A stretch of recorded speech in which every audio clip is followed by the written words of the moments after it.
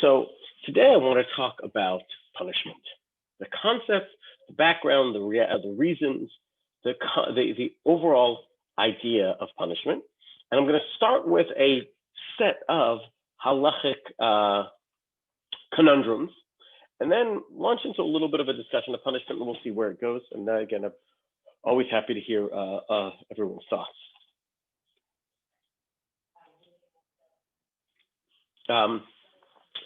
So I want to set a couple of case studies, examples, and see what you think about these particular situations, and specifically having to do with the concept of when you do something against a set of rules, against the halacha, against the law, what is the halacha's response to that act?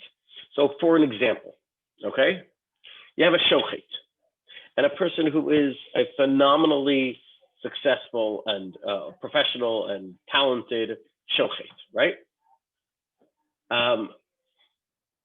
And he is well known for doing shechita. He's doing the laws of kosher slaughter absolutely 100% correctly, totally fine. One of the rules, by the way, is when it comes to the laws of shechita, is that you have to use the correct kind of knife, you have to say the right blessing, you have to, do kisei adam, you got to do all these special rules about shechting. There's a separate concept in the laws of Shabbat, which is that you're not allowed to take a life on Shabbat. You're not allowed to you're not allowed to take a life, you're not even allowed to spill blood in any way, or excrete blood on Shabbat, or make a blood to be excreted using some sort of chabura, any sort of wound, etc. So absolutely, from the laws of Shabbat, ritual slaughter, shechita, is forbidden. So my question is the follows. Let's say you shecht an animal, and you follow every single detail of the laws of shechita, the laws of ritual slaughter. The only problem is you do it on a Saturday morning. So from a halacha standpoint, that act was a violation of Shabbat. My question is the meat from that animal kosher? Hashochet b'Shabbat, if you shecht on Shabbos, is the animal's meat that comes from that shechita halachically acceptable? Is it kosher? Okay.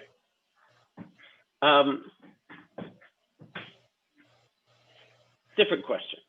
Okay. Different kind of case study. The concept of stealing, right?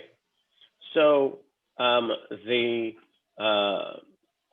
person takes something that doesn't belong to him or her. You take something that doesn't belong to him or her, and you use that, in some sort, in frankly, whatever manner you do.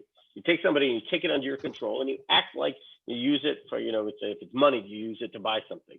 If it's, the case once was a kiddushin, it was a ring used to go and use it. You steal a ring and then you use it to go get married. Okay, is the action that you've done with your stolen object valid? Or here's an interesting one. The Torah in Sefer Dvarim talks about certain cases of, I would call it domestic malfeasance, right? Issues of problematic relationships. And in certain one of those, we'll leave out the details. The Torah says the following: Lo yuchal garsha kol yama, which means since a certain couple gets married, they must stay married forever. And again, the question is exactly the same thing. Let's say you arrange to go and have a get, a Jewish bill of divorce given. Is that divorce valid? If you've done it when the Torah has told you not to. The way I phrase this question is, but I want to do it anyway. When you do something against the law or the way the halacha lays it out, is it automatically invalid? Right? So the three examples: if you steal something, is it yours in any way, shape, or form? When you shecht an animal on Shabbat, is the animal's meat kosher? Or if you marry one of the situations where the Torah says that the couple must stay married, and you just write a get, you write a bill of divorce, is that divorce valid? Are you still married or not? Those are the three case studies. And to try and understand them, basically what's happening in this, I see that my dad is on, who's a professor of philosophy, so he can, help try and formulate this. But I want to talk a little bit about the notion of the way rules are set up, and specifically the concept of punishment. Right? So there are a variety of different forms that punishment can take. Right? You could have punishment that is meant to be retribution. Other term like revenge. You have punishment that can meant to be deterrence. You want to deter people from, once they see what happens to Joe when he gets punished, they're not going to do whatever crime Joe committed. You have the concept of punishment as a source of education or rehabilitation, right? You want to rehabilitate someone, and that's how and why you punish them. You can have punishment in the term of incapacitation. What does that mean? That means that you punish someone or you take a sanction or an action against them in order to incapacitate them, meaning that you think they're dangerous and you want to stop them from doing some sort of harm to society. So you do things like jail that remove them from society, or you incapacitate them in some way so they won't be able to do harm, right? And then there's, different types of things, along those lines. But those are some of the philosophies of punishment. Did they have roles or a position in Jewish philosophy or Jewish law? Is there a notion of punishment in that same way, that in all of those forms? Do we believe in retribution, deterrence, rehabilitation, incapacitation? So in certain ways, if you look across and around the halacha, you will see those in different ways, right? So for example, you have definitely the notion of incapacitation, right? Where you want to incapacitate someone. Now, interestingly, incapacitation in contemporary philosophy or law is a term that you don't see so much in the text of the Torah, which is incarceration, to put somebody in jail, right? When you punish them by putting them in jail in order to incapacitate them, make them not able to hurt anybody else, right? To separate them from society, you don't see that as one of the main punishment methodologies that you see in the Torah. However, if you look, the Torah does definitely have that concept of the lo yizidun od, right? To incapacitate, to get rid of all of the evil or difficulty in our midst, right? You find, for example, there's a concept that's called the Ir Hanidachat. The Ir Hanidachat is the city that is overrun by idolatry, and the Torah in Parshat Re'eh describes how you gotta incapacitate that city. Acharei motav et kol asher ba. What about the concept of deterrence? To what extent does that exist in halacha? Well, you find certain, kernels of the concept of deterrence as well. Again, sometimes you have, the concept of, exactly the same example. Lo yizidun od u'bi'artaha ra mikirbecha.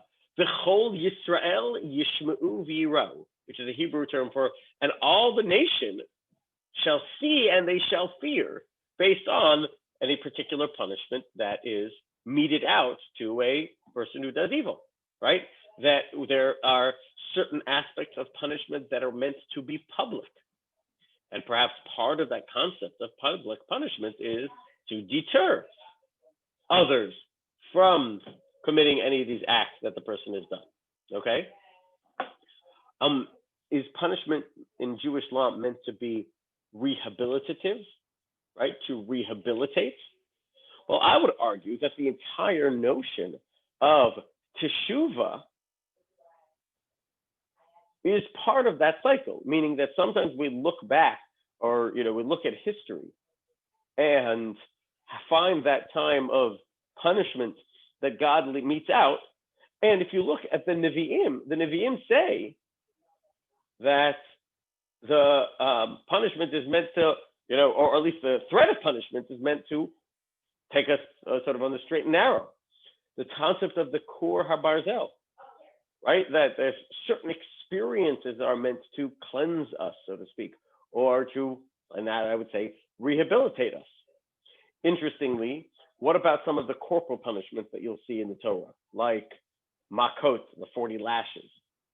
All right, so it says v'nikla achicha leinecha, that they have certain aspect of a punitive nature, but you could argue perhaps that they are also meant to be a wake-up call as a rehabilitation.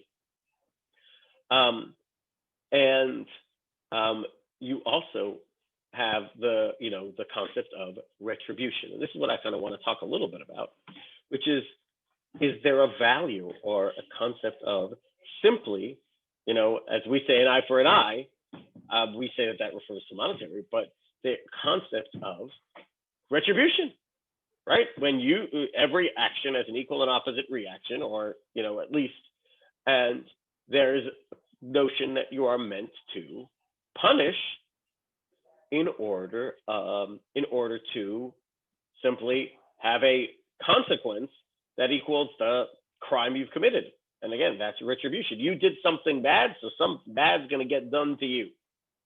And you can make an argument that that's perhaps part of the understanding of Sachar va'onesh, right? And this is very delicate because on one hand, there is a commandment in the Torah, lo tikom, thou shalt not take revenge. And retribution sounds very vengeful. On the other hand, we say, al kanahu, right? That God has this concept of the retribution or a approach to seeing a act not go unresponded to or not go unpunished. So you have a lot of echoes of different philosophies of punishment or retribution or sanction, whatever term you do, that have different kernels, so to speak, within the halacha. So I want to try and understand a little bit, because that's going to end up impacting the question that we want to raise, which is this notion of what happens when you violate laws, and how do we use punishment or use sanction as a tool to interact with our fellow, with whether it's on a spiritual level or a practical level, with the society around us. Now, punishment, almost by definition, is throughout history one of the most abused acts man has ever taken. There is so much harm done in the name of punishment. So you got to get it right. Right? Think about all the different people who have justified such terrible acts by saying that this was part of our societal need to punish. On the other hand, we never want to have a society that is anarchy, that anyone could do whatever they want. Ish kol hayashar be'einav ya'aseh, and everybody can do what they want and not be met with some sort of consequence. So it's really an interesting question about how we approach punishment. And I would say that one of the most common cases this happens in every single individual's life is, parenting, right? Where we, a parent or a caregiver of some, sort, uses consequences, sanctions that often can be termed as punishments. And what role is that meant to play, right? Because, is it purely this rehabilitative or educational role? It's purely meant to educate? Or is it that we are supposed to be meant to,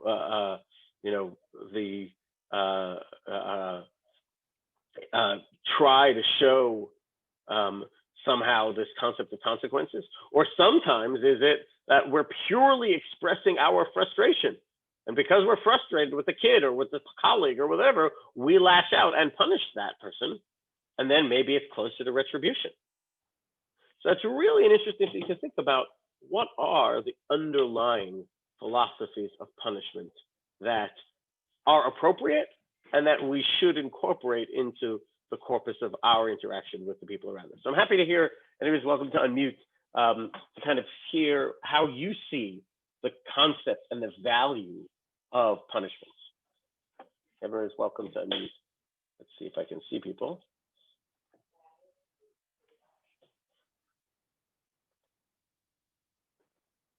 Okay, yes.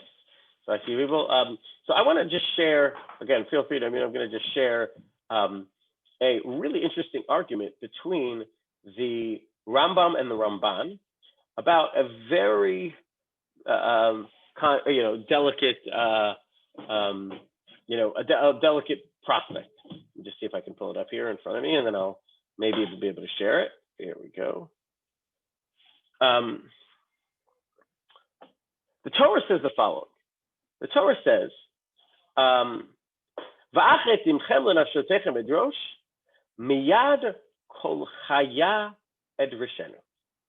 Torah in the beginning of Sefer Bereshit, God says, "But your blood of your souls I will demand. I will demand an account," meaning I will demand accountability. And then it says, "From the hand of every beast I will demand it." So many of the Farshim deal with the following question.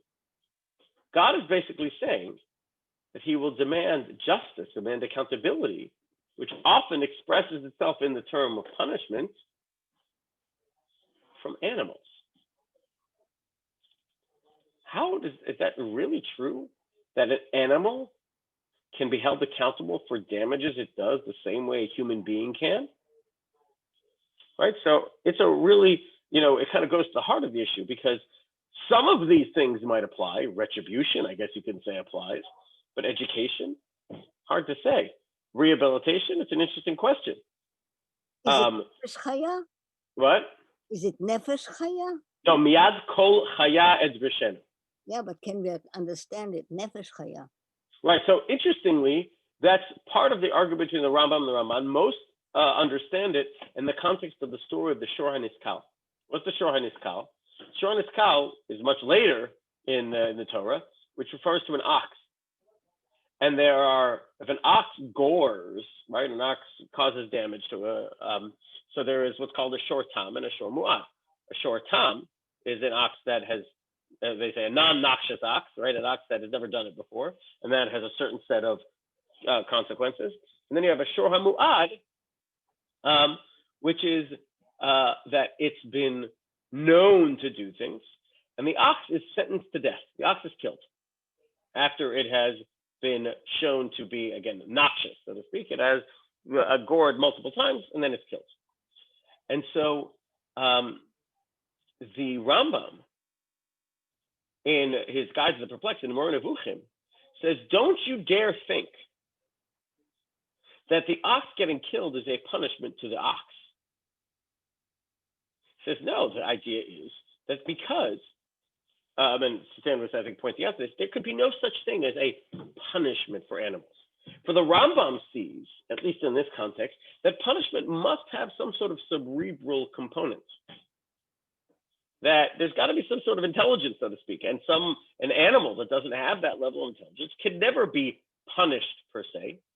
The Rambam says what this means is that you're punishing the owner. The owner who should have been more careful in guarding the ox gets punished by losing his ox. That's what the Rambam writes in Moreh Nevuchim.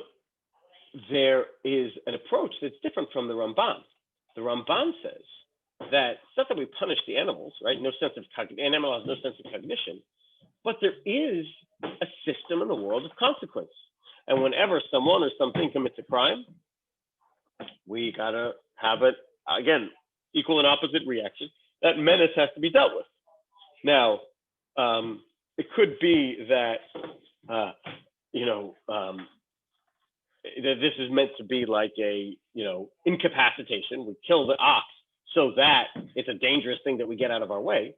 But the way the Rambam and the Ramban play this out is that it's really a question of what's the purpose of punishment, right? Is the punishment for the sinner, to help the sinner, or to achieve some sort of goal for the sinner? or is it for the victim or for society, right? According to the Rambam, punishment can't be just a blind consequence, right? It has to have some sort of educational or atonement kind of value. And therefore, that's why he can't accept that you would ever do that to an animal. The Ramban says the purpose of punishment is not just for the sinner of itself, but again, for the benefit of society, right? You can apply consequences even to animals who gain no educational benefit from that punishment. But society gains by having this ox out of the way, etc. So again, you see a couple of these options within the punishments that we already see in these discussions in Chazal. So I want to just point out, Matt has put in the chat, if you can't do a mitzvah on an Aveira, but if the punishment for stealing is returning double the original owner, right? It sounds like you've already bought the thing that you've stolen. There is a discussion exactly of the point Matt raises in the laws of Gizela, which is that when you steal, and really this is a really interesting question, right? If you steal, number one, we give you a fine where you have to pay back the value of the item, but does that mean that you can actually own it? Right? Basically, I can steal something and pay somebody after the fact, and now I've owned it. So usually there's a separate discussion what's called Playuv Azavin. Playuv Azavin means if I go up to someone and I force them to take money, meaning I have a sale and I force them to take money, then there's a discussion of that sale valid. But here is the opposite. I stole it from somebody and now I got caught and I want to pay. So the Gemara actually distinguishes between what's called knas and mamon, which means that certain aspect is simply paying back what you have fixed, righting your wrong, and the other is purely punitive. The double that you pay, meaning 1x that you pay is for the item you stole, and the 2x, the double that you pay is purely meant as a punishment. Now, do you get to keep the item? So separate and distinct from any of these rules is a separate mitzvah called Ve'eshivat Hagzela Asher Gazal, which means you must return the item that you have stolen. So therefore, you're never allowed to profit from the action that you've done, even if after the fact you get caught, you go to pay for it. So hopefully that answers what you're pointing out, Matt, but it's then grappling with exactly these issues of what's the goal, the purpose, the idea of punishment. And so the interpretation of the issue of gizela, of theft, is that you are going to not only have to return it, but you're going to face monetary or other types of sanctions or consequences for that which you have done. Really interesting halacha though, just to follow on Matt's point. What happens if I steal something? Let's say I steal an animal. Okay, I steal an animal in a agrarian society. I steal a horse. I steal an ox. And then as I've stolen it, it goes on a rampage and smashes someone's fence, smashes someone's property. Usually we say you are responsible for the things that you own. So if you own an ox, then you have to pay for damage it does. Does the owner have to pay for the damage the ox does, or does the thief? So the famous Mishnah in Akonis and Bava Kama says that the thief has to pay. The thief has to pay for the damage. But as Matt pointed out, but is the thief really the owner of this ox? The thief isn't the owner of the ox. So once again, there's a sort of a mixed message here of you actually have certain roles. I wouldn't say rights, it's really responsibilities of ownership, even though you've come to that object illegally. The concept of punishment with the Torah really tries again to grapple very carefully with these issues.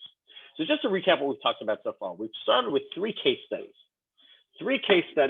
of what the role what happens when you do something that the Torah tells you not to do. Does it still have any sort of validity? You want to do, you do it anyway, right? The Torah says you may not divorce a certain woman, and a couple's not get divorced in a certain situation. Well, you gave her a get. Are they divorced? Right? The Torah says you are not allowed to spill blood on Shabbat. You shechted an animal. Is it kosher? The Torah says that you can't steal. You ended up stealing something. Is there any role of ownership that you have there? So that's the questions we started with, and we suggested that it actually is. Just one second. Let me just.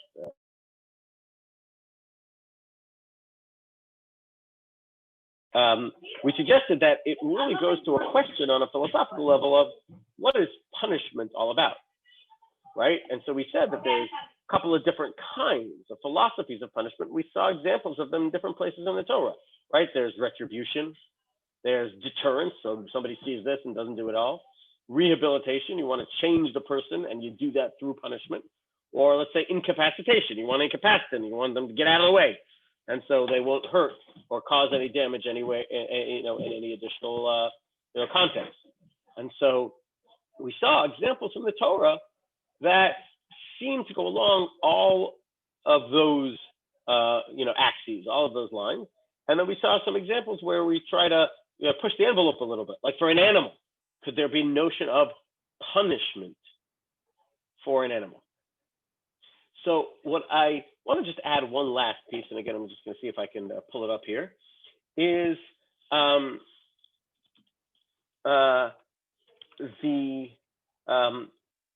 really interesting machlokes that you have in the story of Yetziat Mitzrayim.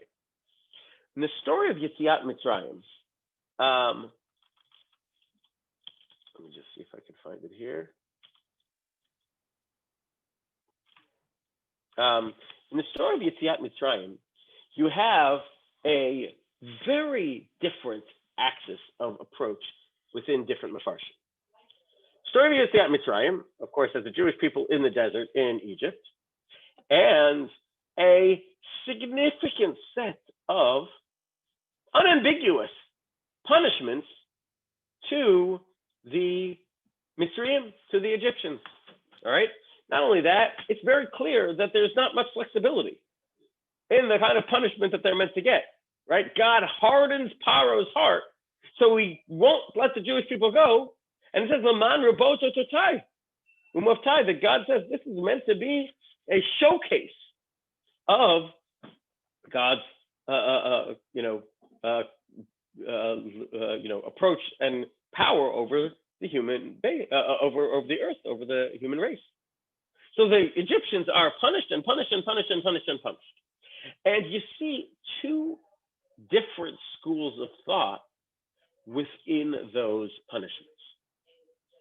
One is that you'll see, especially in Rashi and the Ramban. Rashi and the Ramban, that's what I'm trying to pick it up here. Rashi and the Ramban deal with the question of why was there such, and in what way was there such significant punishment of the Egyptians? So the the Ramban has a very, unambiguous and harsh approach. The Ramban says the term as follows. He says that the Jewish people, that the Egyptians were punished over and over again, and here's this Hebrew term, lo lehoil lahem klal, which means to offer them no benefit whatsoever. Right? I'll just say that again. Lo lehoil lahem klal. That the Ramban says that the job of the Yitzia, of the 10 plagues was not in any way for the benefit of the Egyptians. And he explains that along the lines of these concepts, you might have argued that the goal of the the goal of the story of the Egyptians is to somehow get them to change, get them to go and change their ways, etc., etc. The Ramban says no. They had gotten to the point, and Rashi expands upon this, and the famous Rambam about this as well. They had gotten to the point where they lost that capacity, right? They had, years and years and years to see the error of their ways and the way that they treated the Jewish people. And they had gotten to the point where they had what's called nitmal asa'atam, and therefore they were going to be punished, and they needed to be punished. And Rashi writes it a little different way. Rashi says that this was meant to be a process that the rest of the world should see. B'ni b'chori Yisrael. And if you look at each one of the 10 plagues, the plague is not just describes what God's going to do, but it describes an educational message. For example, Ki ani Hashem b'kerev haaretz, that I am God in the midst of the land. Or Ki yafleh, that God shall differentiate and distinguish between the Jewish people, that God has a unique chosen nation. And the Ramban says that there was this whole set of philosophies in the world that the story of the punishments of the Makot were meant to express, which is that the first is that there were those who believed there was no such thing as a God. Then you have certain Makot that say, Ki ani Hashem. Then there was the next step. People said there is a God, but he has no interest in the world. Doesn't actually, run the world anymore. So then there were certain Makot that say, Ki ani Hashem b'kerev haaretz, that I am a God within the land. And then you had others who said, yeah, God exists. God may be even interested in the world, but doesn't care about any individual person or any individual nation. And then you have those, Ki ani Hashem b'ni b'chori Yisrael ki yafleh, that God differentiates and has a special connection to the Jewish people. And so that's Rashi and the Ramban's approach. Rashi and the Ramban's approach is that that's why God's hardened Paro's heart, that this wasn't meant to be a process of purification for the Egyptians. It had some of those other aspects, like, showing the world that the Jewish people cannot be have their blood spilt and there be no consequences. Showing the world that God has this might that the Jewish people need to, that the world needs to be, aware of. It's an educational message, but not to the sinner. Sforno takes a totally different approach. Sforno has a very hard time swallowing that, even for, so to speak, our worst enemies, like those who oppressed us and enslaved us for hundreds of years. Sforno says, he actually quotes the famous pasuk that we say at the end of the tefillah of Yom Kippur, where we say, Ki lo yachpos b'mot hamet ki im b'shuvo midarko v'chayav. God never desires the death of the sinner. God always wants the sinner to, renounce their evil acts and return to him. And says the Sforno, that applies even to the Egyptians. And the job of the Makot, the job of the punishments of the 10 plagues were meant to be wake-up calls, gentle nudges or not so gentle nudges, to try and truly get the Egyptians to rethink and change their ways and go back on the straight and narrow. So much so that the Sforno says that's what it means that God hardened Paro's heart. Why did God harden Paro's heart? So that when he hopefully would return and follow the straight and narrow, so to speak, the response and the tshuva, the repentance, would be out of Paro's own free will and not purely as a reaction to the pain of the Makot.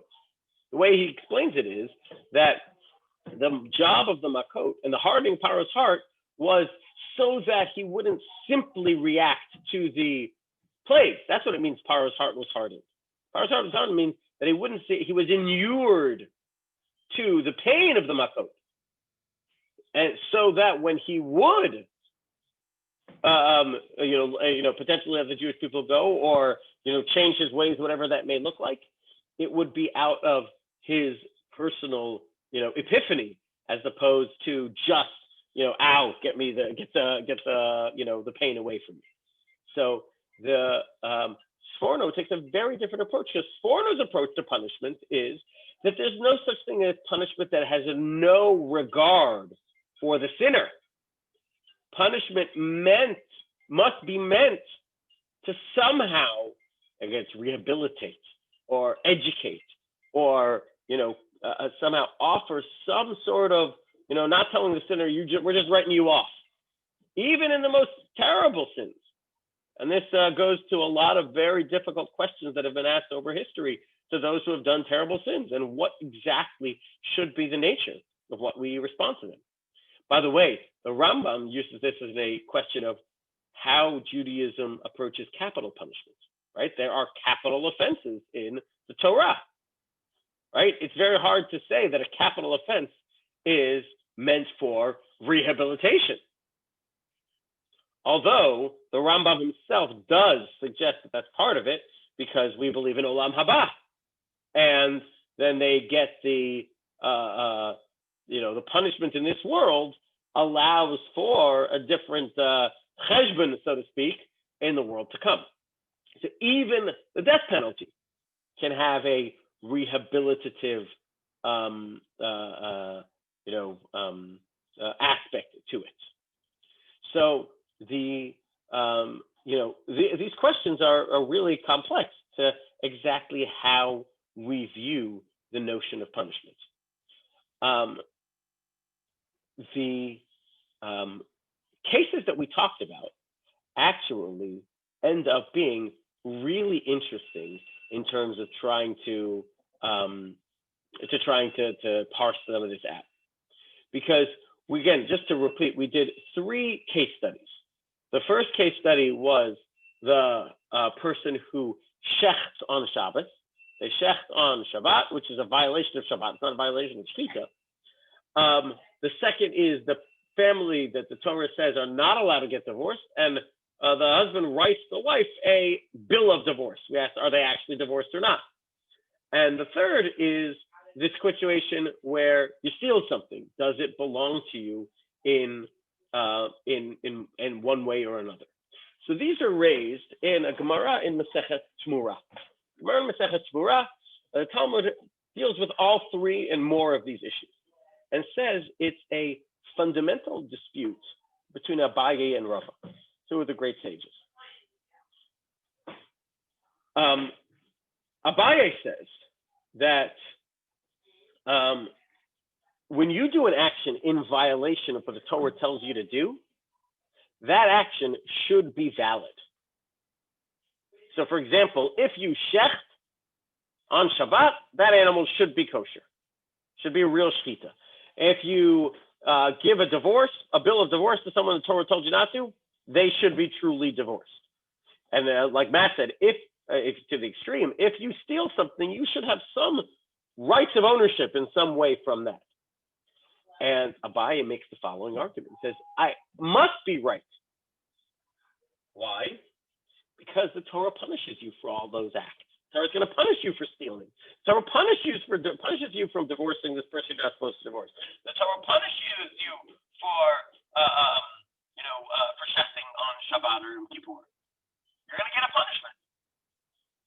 And Abaye says it can't be a punishment for something that doesn't work, right? If the woman's not divorced, so then what have you done? Why are you getting punished? If the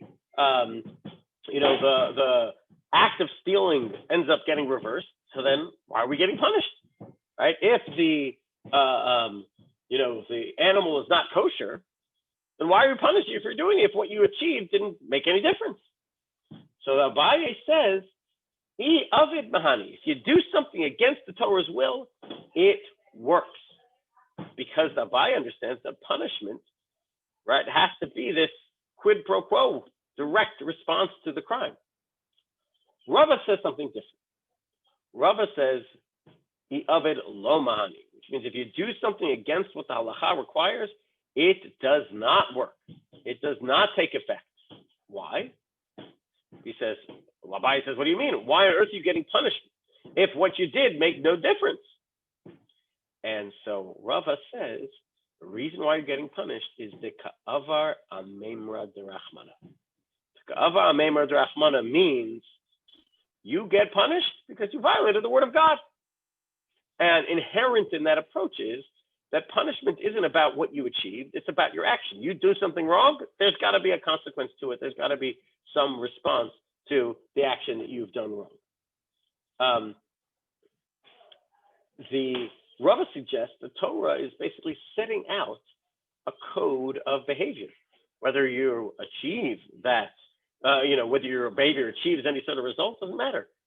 You must live in this method that has an ethical code of behavior. Abaye says, no. Abaye says, what we're looking at are results. You're not supposed to get a situation where such an animal has blood taken out of it. You're not supposed to get a situation where such a family is divorced. If they're not divorced, then, no harm, no foul. And the Nesivos HaMishpat says, okay, so what do we follow? Who do we follow? Do we follow Abaye and Rava? And so it's interesting. He says the following. In the situation of an animal that you shechted on Shabbat, the animal is kosher. An animal that is shechted on Shabbat is kosher. That sounds like we follow Abaye, right? That we follow that if you do something against the Torah, it still works. However, if a family that the Torah says that the husband and wife are not supposed to get divorced and you give a bill of divorce, they are still married. The divorce is not valid. And again, if you steal something, you're what's called, there is such a thing as kinyan shinui, but in general, you got to give it back. Your act is not valid. So why is that? So Nesivos HaMishpat explains, and this I think brings our question full circle, which is that punishment is meant, according to the Torah, to somehow right some sort of wrong. Now that wrong could be a sense of moral turpitude. That wrong could be something that the world has a misconception about the power of God. That wrong could be all sorts of things, but punishment must achieve something.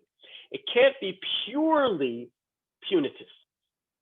And so, says in the situation where the husband and wife got divorced when the Torah wanted them to stay married, well, if we invalidate that get, invalidate that bill of divorce, then we'll achieve something. They'll stay married, which is exactly what we wanted. However, in the case where you shecht an animal on Shabbat, and we say, you know what, the animal's not kosher, what have we achieved? The animal's just as dead, right? The animal's still dead. So your action of punishing, all you're doing is purely being punitive and not actually achieving any goal. And therefore, Shochet b'Shabbat b'Yom HaKippurim, af al pi shemitchayev b'nafsho, shechitato k'sheira. The animal is kosher because making it treif, making it not kosher, does nothing to alleviate any of the problems that we are, want to achieve. We want to achieve that this guy never would have shechted the animal on Shabbat. He did. The animal's just as dead and isn't coming back. And therefore, making the food not kosher is not going to achieve anything towards the end that we want to.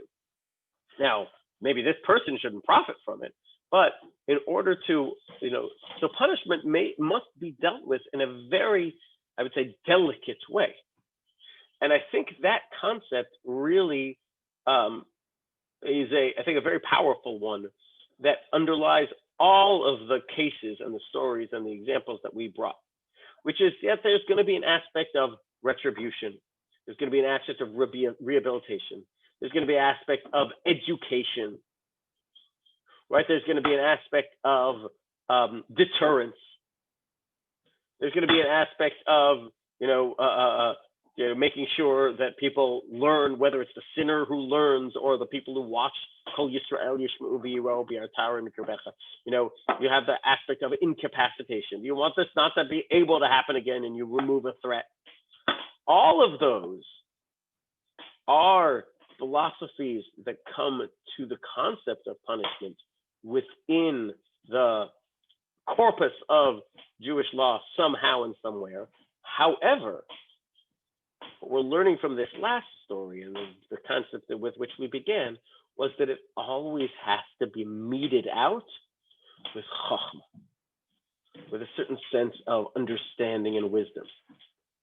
And so you got to understand, punishment can't be lashing out wildly. Punishment always has to have some measure of goal and something that you're trying to achieve. And that's why I think this example of the animal that gets shechted on Shabbos is such a powerful one, because we say the guy's going to get punished. He's going to get punished through the laws of Shabbat. We don't need to make this animal treif just to spite. If it's not going to achieve anything, right? The animal's not coming back to life because we said, oh, you shouldn't have shechted it on Shabbos. Therefore, you actually do mitigate that level or that approach of punishment that you have. I would say, just going back to that concept, whenever we present consequences to the people in our lives, right? The parent to a child, a coworker, a boss, giving a suspension to a coworker, a judge meting out punishment to a criminal, to a defendant. Any of those kind of things, the job must always be to make sure that you balance the way God balances the approach of punishment with some sort of goal of what it's trying to achieve. And as long as it has, and there's a justice, so to speak, in that goal, we don't live in a world with no consequences. There are, and there are meant to be, and there are required to be consequences in the world in which we live, many of which are in the form of punishment or sanction. It's just that you got to make sure that they have some path of achieving something in order for them to be appropriate within the Jewish law. So it's just, I think, a really interesting thing to think about in terms of where the concept of punishment fits in, and that there must always be some level of thought process behind the punishment. So that's I think the suggestion I wanted to offer. I want to wish happy to present it to discussion or answer any questions. And with that, I want to wish everybody a wonderful, wonderful Shabbat. And Be'ezrat Hashem, we should have health and a vaccine soon, so that we can come together and be able to enjoy our time both in a virtual but also in an in-person way soon.